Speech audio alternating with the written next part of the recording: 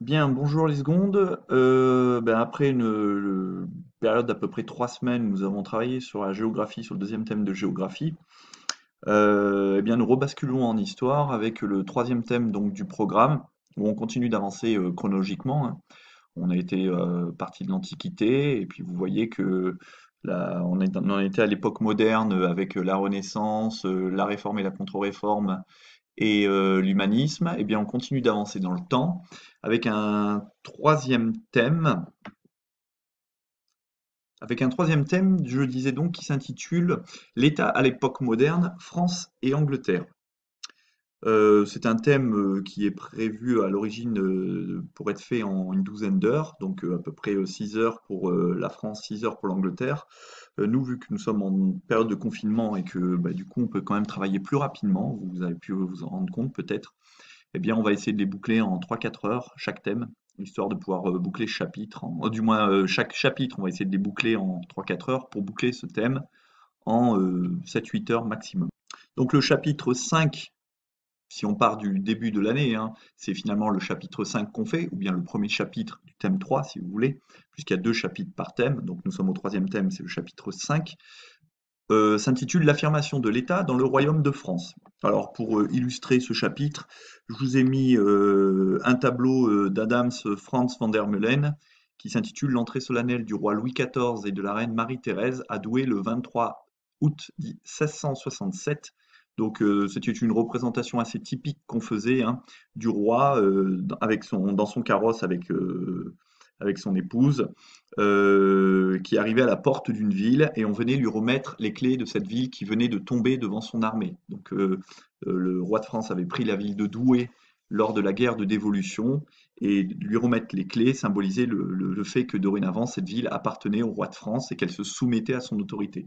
Donc c'était des cérémonies qui étaient représentées de façon très majestueuse. C'était une façon à l'époque de faire en quelque sorte de la propagande sur le pouvoir du roi de France qui, on va le voir, devient de plus en plus absolu.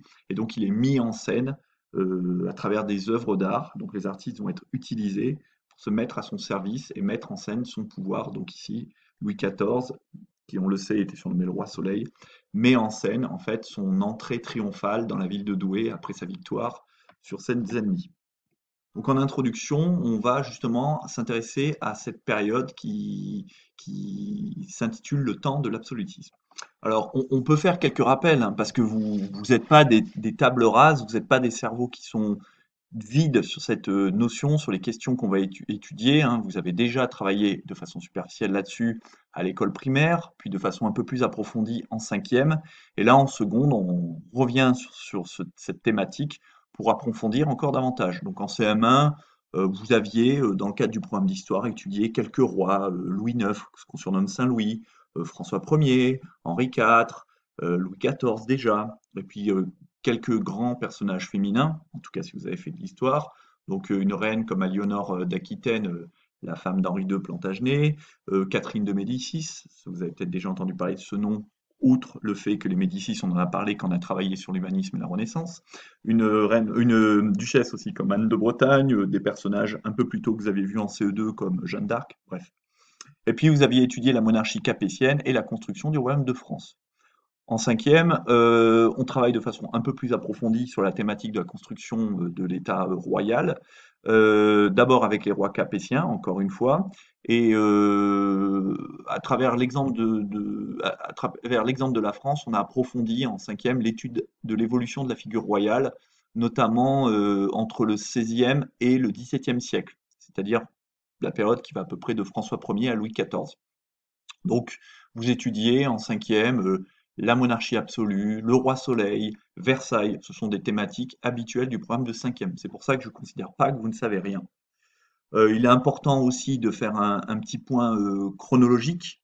On va le voir à travers, on va voir quelques éléments à travers une frise chronologique qui est issue d'un manuel de seconde. Alors je posais quelques questions à propos de cette frise, notamment quels sont les rois concernés par la période étudiée. Donc si vous regardez la chronologie, vous voyez que dans l'ordre, on va voir François Ier, puis son fils Henri II, on a ouais, Henri III aussi, on a Charles IX, On a Henri IV, puis Louis XIII, et enfin on s'arrêtera à Louis XIV.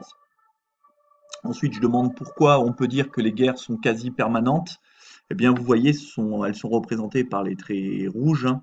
Vous voyez qu'il y a d'abord la guerre d'Italie, puis qui va de 1494 à 1559, du moins les guerres d'Italie, pardon. Et je vous ai dit que c'est à ce moment-là, par exemple, sous François Ier, il va se rendre compte de ce qu'est la Renaissance italienne, et c'est à la suite des guerres d'Italie qu'il va ramener Léonard de Vinci en France.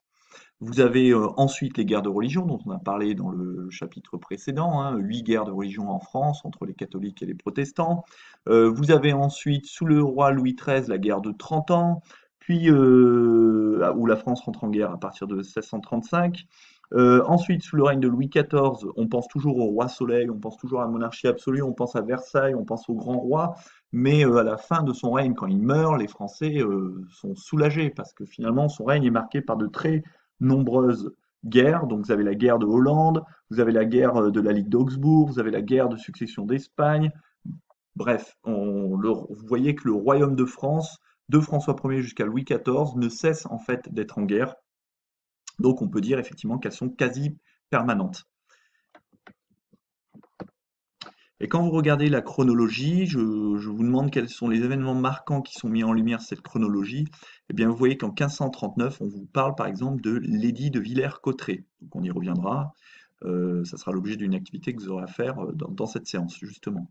Puis en 1598, sous le règne du roi Henri IV, on vous parle de l'édit de Nantes. Je vous en ai déjà parlé en vous faisant une blague sur la candidate au concours d'Instit qui, quand on lui avait demandé de citer une femme célèbre, nous avait dit, eh bien, Lady de Nantes. Donc nous lui avons demandé de préciser sa réponse parce que nous souhaitions une femme et pas un texte. Et elle nous a dit, bah oui, Lady de Nantes. Donc bon, bref. Je ne sais pas si elle a eu son concours, mais en tout cas, elle n'avait pas une grosse culture générale. En 1635, la généralisation des intendants. Les intendants, c'est des représentants du pouvoir royal dans les provinces. 1648-1653, une période très importante pour de l'enfance du roi Louis XIV et qui va le marquer profondément dans la suite de son règne. C'est une période qu'on appelle la Fronde, on y reviendra plus tard. Le roi Louis XIV décide de faire installer la cour dans son nouveau château qu'il a fait aménager à Versailles en 1682. Et enfin, en 1685, c'est la révocation de l'édit de Nantes qui était donc mis en œuvre par Henri IV et qui est révoqué, c'est-à-dire supprimé en quelque sorte par le roi. Alors, quand on fait une introduction, vous savez que normalement on doit définir les termes de sujet. Alors là, comme le sujet c'est l'affirmation de l'État royal en France, eh bien évidemment il faut définir le mot État. Qu'est-ce qu'un État? Alors c'est un terme État que vous entendez tout le temps, hein, l'État français, les États-Unis, l'État doit intervenir, tiens il y a un désengagement de l'État, il y a un manque d'État dans cette région, les États européens, mais finalement qu'est-ce que c'est un État? C'est un terme finalement qui est très complexe à définir. Alors à l'époque moderne, c'est-à-dire l'époque qui nous intéresse, hein, donc celle qui va de 1492 à 1789, ce qu'on appelle un État, c'est l'ensemble des moyens de gouvernement d'un pays. Alors selon un maître de conférence à l'université de Paris X Nanterre, qui s'appelle Michel Vogel, donc c'est une femme, ce terme d'État recouvre en Europe des réalités institutionnelles différentes, pardon. C'est-à-dire que l'État n'a pas la même signification, par exemple, en France et en Angleterre. Par exemple, en France, pour l'époque moderne, cet universitaire, Michel Vogel, utilise le terme d'État monarchique pour désigner l'ensemble des institutions qui exercent au nom du roi un pouvoir sous tout ou partie du royaume. Donc l'ensemble des institutions. Donc tous les personnages qui vont représenter le roi dans le royaume représentent ce qu'on appelle l'État. Donc l'État, en France, il est centré autour du roi. C'est un État centralisé, mais le souverain va s'appuyer aussi sur une administration qui justement est en train de se construire, c'est ce sur quoi on va travailler, et sur des corps, c'est-à-dire des groupes de personnes, si on peut dire, qu'on appelle par exemple des parlements, qui sont des chambres de justice, qu'on appelle aussi des provinces, qui sont des découpements administratifs, des ordres, vous savez, les trois ordres, noblesse, tiers-état, clergé, avec lesquels eh bien, il va être obligé de négocier. Alors ensuite, On retrouve comme expression dans le titre le Royaume de France, puisqu'on parle de l'affirmation du Royaume de France. Donc, qu'est-ce que c'était le Royaume de France? Eh bien, tel que je vous l'ai mis dans le cours, hein, c'est le nom que l'on donne au territoire qui correspond à peu près à la France actuelle. C'est pas tout à fait la France actuelle, mais qui correspond à peu près à la France actuelle lorsqu'il était gouverné par des rois et des reines. Donc, vous voyez, c'est une définition finalement assez simple. Euh, Notez quand même que ces dimensions sont encore mouvantes, c'est-à-dire qu'elles sont susceptibles encore d'évoluer et elles vont continuer d'augmenter tout au long de la période qui nous intéresse. Également, vous avez le terme affirmation, puisqu'on parle de l'affirmation de l'État. Donc, qu'est-ce que ça signifie l'affirmation?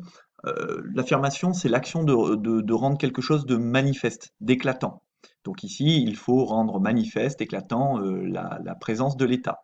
C'est-à-dire que dans ce chapitre, on va étudier la façon dont s'édifie un État moderne en France, c'est-à-dire dont il se construit, et cet État moderne va aller de plus en plus vers ce qu'on appelle l'absolutisme, ou bien le nom que vous connaissez aussi, la monarchie absolue. Qu'est-ce que la monarchie absolue? Du coup, ben, c'est un régime politique dans lequel le chef de l'État détient tous les pouvoirs. Alors les trois pouvoirs, il existe donc le pouvoir exécutif, celui de faire exécuter les lois, de diriger un pays, diriger l'armée, le pouvoir législatif, celui de faire les lois, et le pouvoir judiciaire, celui de juger. Eh bien, dans la monarchie absolue, le roi de France possédait ces trois pouvoirs. Et lui-même, évidemment, il n'est pas soumis aux lois. Il ne répond à, il n'a personne à qui il doit rendre des comptes, si ce n'est à Dieu, puisqu'il est en quelque sorte le représentant de Dieu sur terre. Donc vous voyez, comme il ne rencontre pas très souvent Dieu, eh bien finalement, il n'y a pas souvent des comptes à rendre. Donc cette évolution de l'État va s'accompagner également d'une mutation de l'État, c'est-à-dire que l'État est en train d'évoluer, de muter, et ces mutations vont avoir de nombreuses conséquences évidemment sur la vie des habitants de la France, des Français, hein, qui sont des sujets du roi, ce qui va entraîner parfois des tensions et des résistances. Mais les rois vont réussir à surmonter ces résistances pour continuer d'affirmer leur pouvoir. Donc dans ce chapitre, comme je l'ai dit, vont être étudiés ce que les historiens appellent aujourd'hui l'État moderne, où on parle aussi de monarchie administrative, puisque de plus en plus se développe l'administration. Donc elle se met en place entre le XVIe et le XVIIIe siècle, et on verra donc ses différents aspects et ses limites. Alors la problématique sur laquelle je vous propose de travailler, c'est celle-ci, hein, comment l'État s'affirme-t-il dans une monarchie qui devient de plus en plus absolue entre 1539 et 1715? Donc on verra notamment le renforcement de cet État qui s'affirme par des moyens modernes, et puis ensuite on verra les limites de cette monarchie administrative et les diverses résistances. Donc dans le grand 1, on va s'intéresser à un État qui s'affirme par des moyens modernes, avec en grand A une monarchie absolue, une monarchie administrative centralisée. Et on verra comment l'État renforce-t-il son autorité sur le royaume. Alors, avant d'aller plus loin et de continuer le cours, il va vous falloir faire une activité sur la monarchie administrative centralisée et notamment à travers l'étude d'une ordonnance, c'est-à-dire un texte juridique très célèbre qui va être faite à Villers-Cotterêts en 1539 par le roi François Ier. Donc il va vous falloir étudier des documents, répondre à des questions avant que l'on puisse continuer à avancer dans le cours. Alors, François Ier, vous le connaissez puisque c'est celui qui a été en gros le précurseur du développement de la Renaissance et de l'importation de la Renaissance italienne en France, et notamment le fait d'avoir fait venir Léonard de Vinci dans les châteaux de la Loire. François Ier, vous l'avez ici représenté dans un célèbre tableau de Jean Clouet, donc un roi très important, un personnage très important, quelqu'un qui était important également par la taille, hein, c'était un grand personnage à tous les sens du terme, et qui va renforcer l'administration royale en menant aussi de nombreuses guerres, hein, notamment en Italie, hein, puisqu'il y a la célèbre bataille de Marignan 1515, on ressort souvent cette date, et ça va être l'un des principaux adversaires, si ce n'est le principal adversaire, de Charles Quint, l'empereur espagnol, en Europe. Il joue également un rôle de mécène. Vous rappelez-vous, hein, je réinvestis un peu les connaissances qu'on a vues dans le chapitre précédent. Un mécène, c'est un personnage qui finance les artistes pour les mettre à son service. De la même façon que les Médicis procédaient à Florence, les papes à Rome, eh bien François Ier va subventionner des artistes de la Renaissance pour les mettre à son service, notamment pour améliorer l'architecture ou pour améliorer la peinture et donc embellir le royaume et que cet embellissement, en quelque sorte, rejaillisse sur le roi et contribuer à sa grandeur.